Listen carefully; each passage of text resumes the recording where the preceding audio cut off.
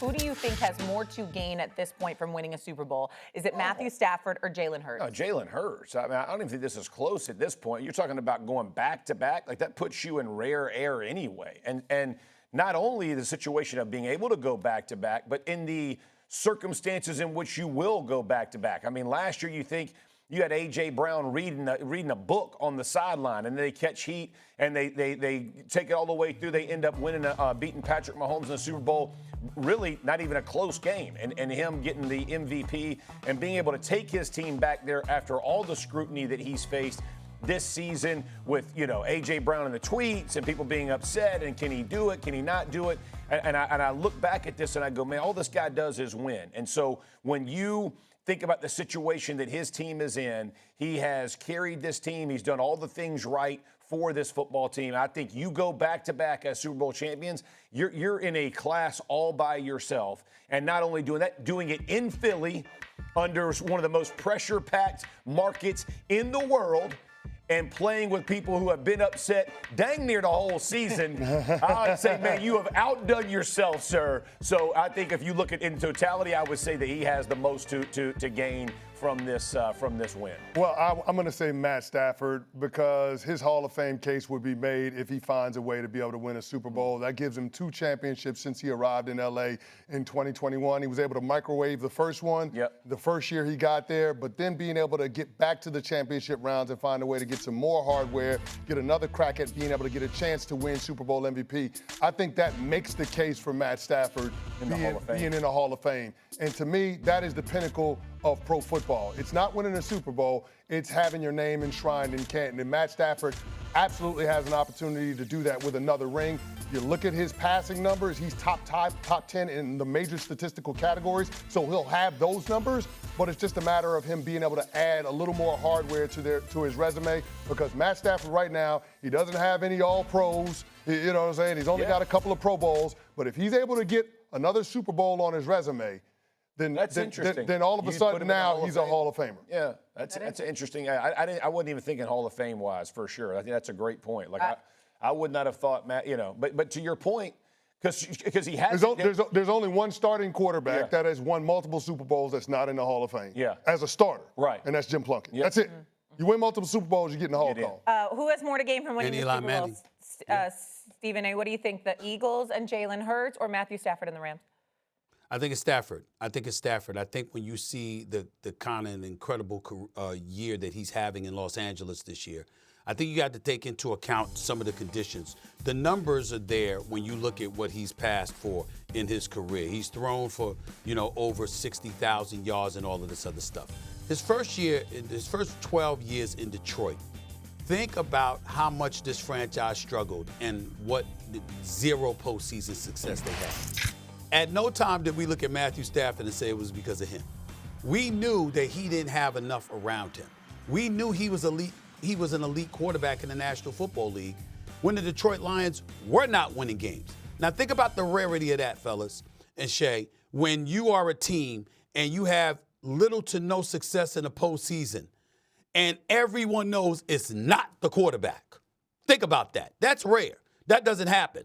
But that's what we knew about in his first 12 years in the league, when he threw for over 45,000 yards and had about 282 touchdowns to 144 interceptions. He gets traded to the Los Angeles Rams for Jared Goff to get a Super Bowl. And what does he do? He helps deliver a Super Bowl.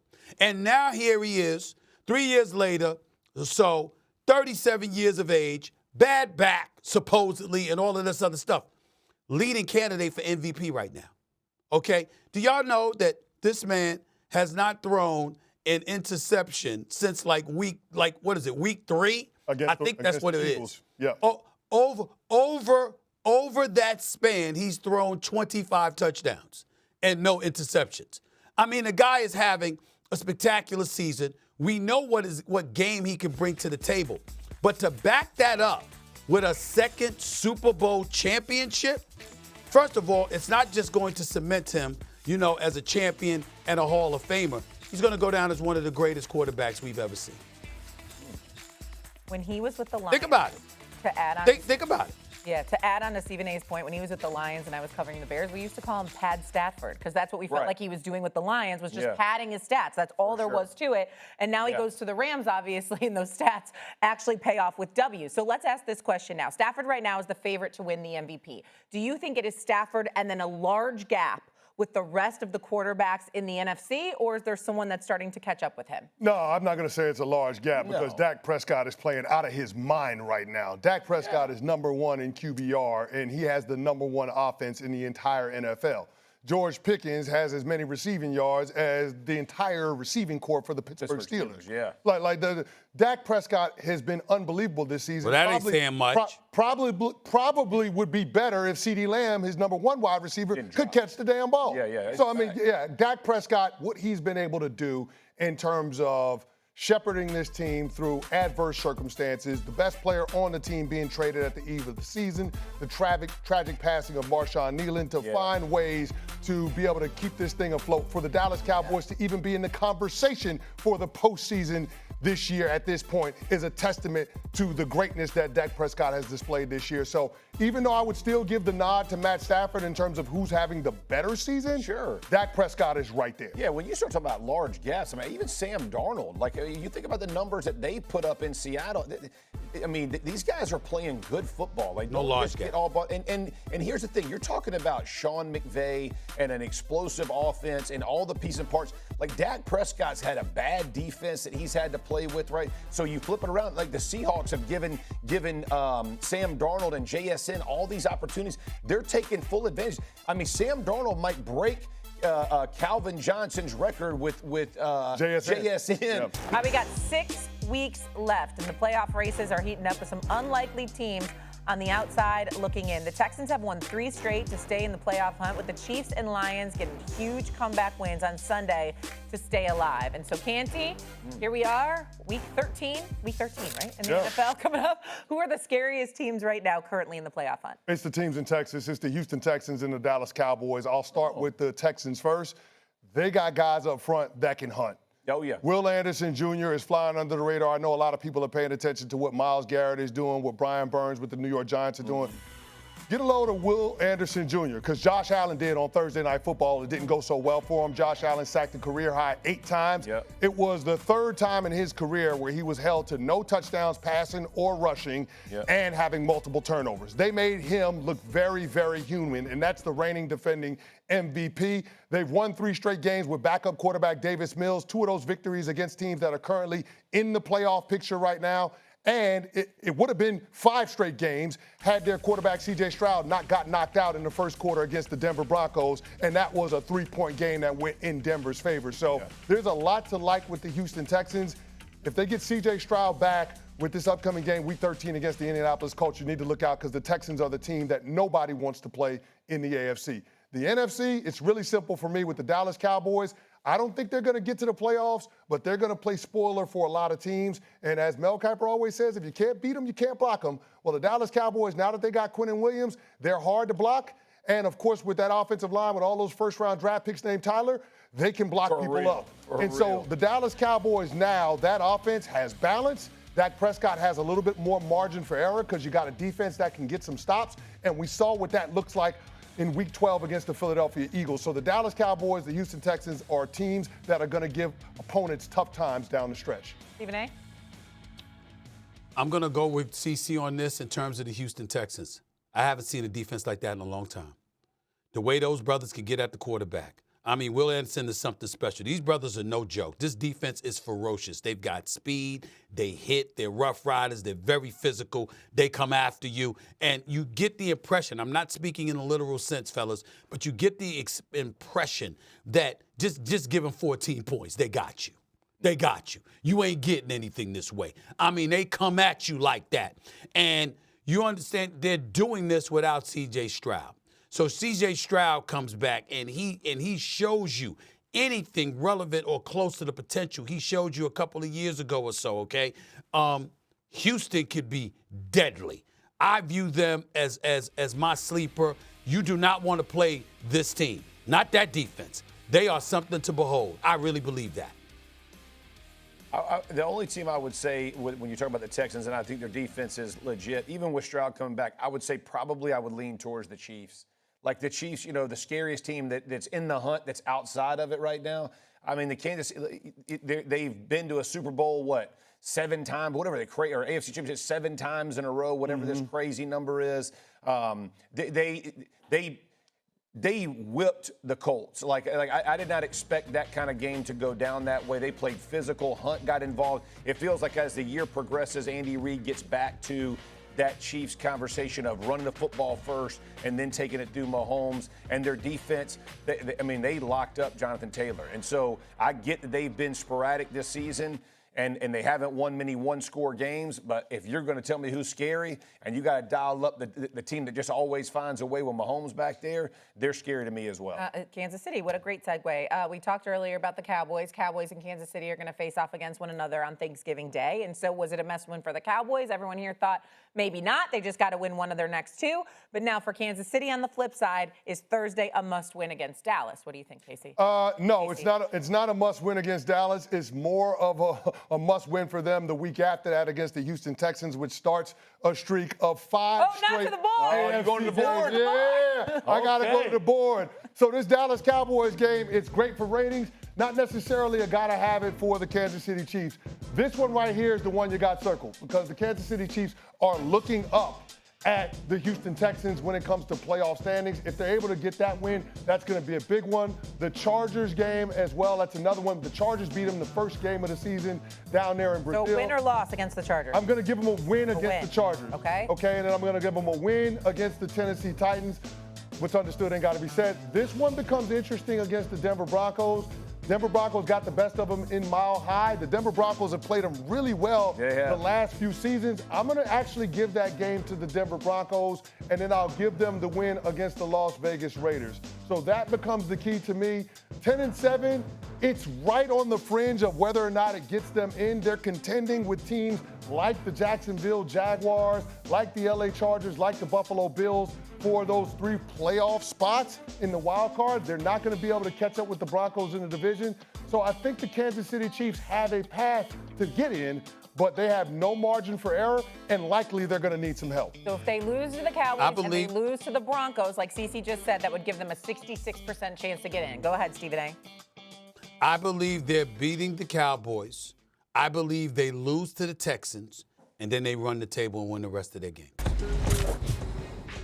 Yeah. Here I am coming at you live from an undisclosed tropical-like vacation. You're going to have to be jealous about that. And just listen to that because I hear it's cold in New York. My condolences, y'all. My condolences. It's time for the A-list, all right? Top 5 NFL teams following Week 12. Listen up, Shae. Listen up, Say. Listen up, Sergeant Friday. Here we go. I'm coming at you from remote. It don't damn it matter because I got the energy. Are you ready for this right now? Give me number 5 on the list, please, right now. Bam! Right there. The Chicago Bears. Listen.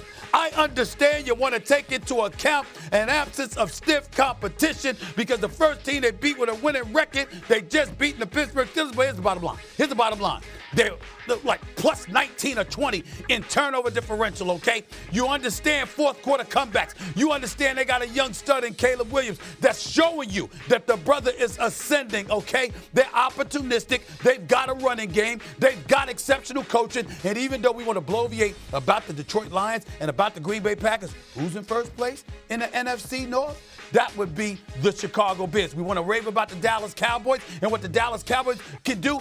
Who beat up on the Dallas Cowboys a few weeks back? That was the Chicago Bears. It's time to show them some respect right now, considering the way others have fallen and how they continue to survive. I'm going to throw them in top 5 for this week. Keep in mind, this is fluid.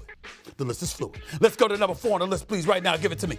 Bam! Right there. The Denver Broncos. We understand why they're ahead of the AFC West. They're beating everybody in front of them. Bo Nix showed up and played lights out when he had to. Of course, we're looking at that defense, which is real. We understand who they are. Sean Payton is finding a way to coaches behind them. I don't like what I've been seeing from this damn offense from time to time, but at least last week they showed up. They're still at the top of the AFC West. They're winning football games right now. They're a top seed in the AFC. We got to give love where love is due. They deserve it. I got them as top 4, just not top 3. Give me number 3 on the list, please, right now. Bam! Right there. There it is. Why is my audience waiting for it? It's Drake May. It's Mike Vrabel. It's the New England Patriots. We know they can D up. We know they've got their quarterback of the future. They can run with the football. They're exceptionally well coached. I know that Mike Vrabel took a shot at first take, but you know what? We're class personified here. We're not going to overreact with him being coached into doing such a thing by WEEI radio, okay? We're not going to let that happen. We understand that the man is doing a great job. They've been moribund for the last few years, but that is no longer the case. They've beaten the people that matter on their schedule right in front of them. One of those teams includes the Buffalo Bills. We understand that across the board, they're a quality team. They were top 3 last week. They deserve to stay top 3. They just stay top 2. Give me number 2 on the list, please, right now. Bam! Right there. The Seattle Seahawks. This defense is something special. We understand that Sam Darnold's playing like an MVP. We know Njigba is the real deal, okay? We know they can throw the football. We know they can make things happen. We know their defense can make things happen. And these brothers are something to behold. Nobody wants to go to Seattle to have to play a playoff game. I can tell you that much. They just ain't the number 1 team in the NFL right now. Here is who that is. We all know. Put it up there, please. It is the Los Angeles Rams. They are the top team right now. Their defense with these brothers right now versus the rest of the crew, we know. I mean, damn it, we might be lucky to say that Aaron Donald don't decide to come out of retirement. Because God help us all if that happened. Because the Rams defense just looks that legit offensively. Whether it's Devontae Adler, whether it's Puka Nacua, whether it's Kyron Williams, it still starts and ends with Matthew Stafford. Has 2 interceptions, 30 touchdowns on the year. Hasn't thrown an interception since week 3. Playing like an all-world quarterback. Play caller extraordinaire, Sean McVay. And what he brings to the table easily been victories. A blocked field goal attempt at the end of the game by the Philadelphia Eagles. And, of course, a fumble at the goal line against San Francisco that pushed that game into overtime, which they lost. Those are their only 2 losses on the entire season. The Rams are the number 1 team in the National Football League. So there's the list. It's the Rams, it's the Seahawks, it's the Patriots, it's the Broncos. And I'm throwing in the Chicago Bears as a top 5 right now. I already know that's what they're going to have the biggest problem with, so let me have a minute. Welcome to the list, my Bears. It only took me a month on this show to have Stephen A. talking about Chicago sports. I love it. I love to see it, Stephen A. And look, they play in a very competitive division. Up until the Minnesota Vikings decided to stink up the bed, every team had a winning record in that division. They deserve to be there. Thank you, Stephen A. I appreciate it. Oh, my word. Hey, Shae, you don't even believe as a Bears fan that they're a top 5 team in the NFL. You don't believe that, Shae. Hey, it's fluid. You don't. It's fluid. It's fluid. No. This is week 12. I didn't say that was going to be week 13. It's week 12. Jeff, it's week 12. Stephen A. panicked. Yeah. Because the Philadelphia Eagles lost to the Dallas Cowboys. Yeah. He panicked. He didn't have a team to put in that spot. He looked around. Oh, Chicago Bears have 8 wins atop the NFC North. Let me just throw that team in there.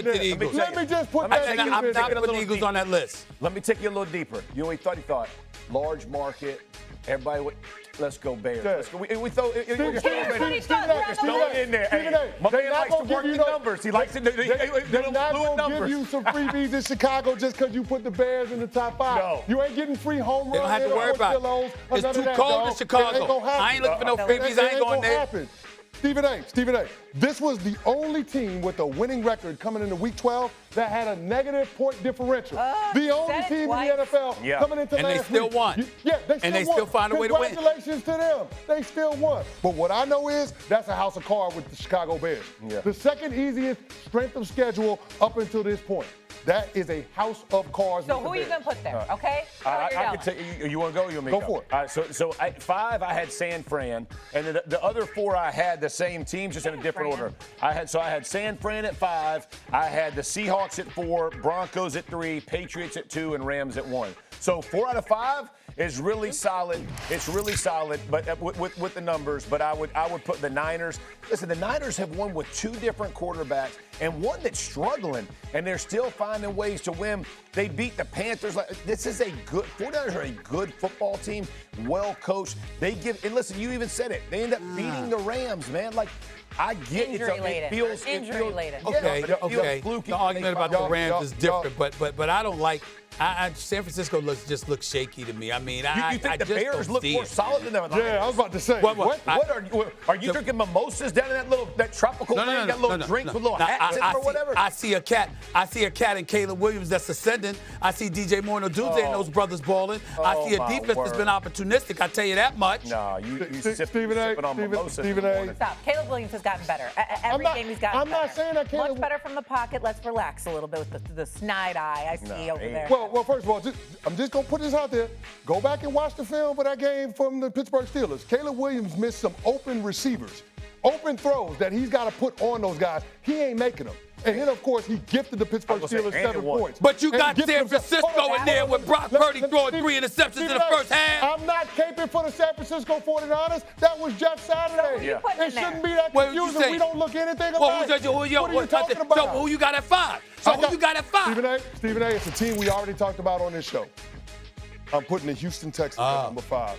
I'm putting the Houston Texans at number 5. Yeah, because their offense is lights out. No, but let me finish this. Let me finish my statement. Well, they don't have their starting quarterback, Shae. Okay. So there is that. And that's why I'm not doing it. Without their starting quarterback. How about that? The Houston Texans, the only reason people don't want to put them in their top 5 is because they want to count what happened the first 3 weeks of the regular season against them. When they had their starting quarterback. Yeah, I understand that, Shae, but this team has gotten a lot better. The offense with a new offensive coordinator and Nick Caley has been improving steadily. They got a run game with Woody Marks and Nick Chubb finally. So when C.J. Stroud does come back, this team, the Houston Texans, are going to be a lot better. And I believe. And I'm saying, come to me when C.J. Stroud come back.